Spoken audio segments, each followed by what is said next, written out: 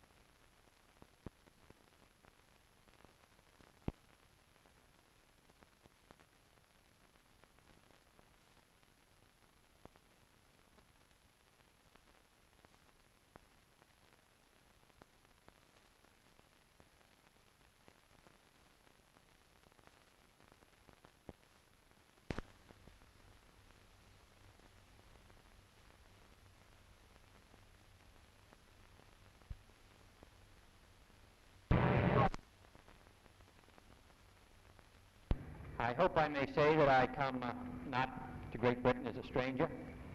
I spent many months here in the days before the Second War. Two of my sisters had the good judgment to marry citizens of Great Britain, and tomorrow I am about to assume my most sober responsibility, which is to become the godfather of a new English citizen. So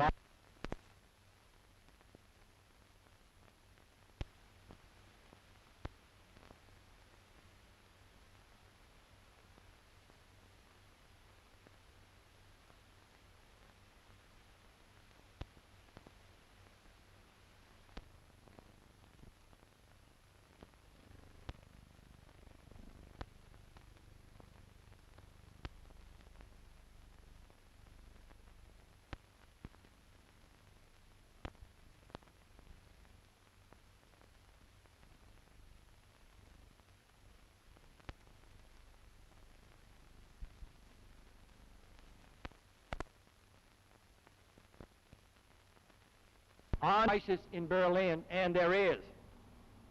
It is because of threats against the vital interests and the deep commitments of the Western powers and the freedom of West Berlin. We cannot yield these interests. We cannot fail these commitments. We cannot surrender the freedom of these people for whom we are responsible.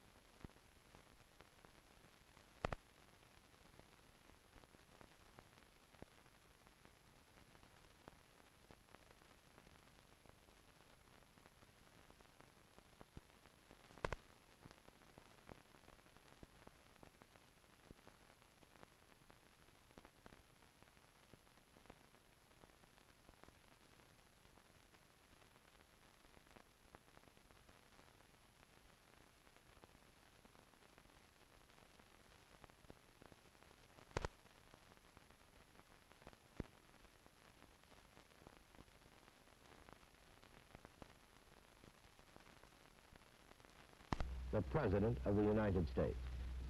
Good evening. This government, as promised, has maintained the closest surveillance of the Soviet military buildup on the island of Cuba.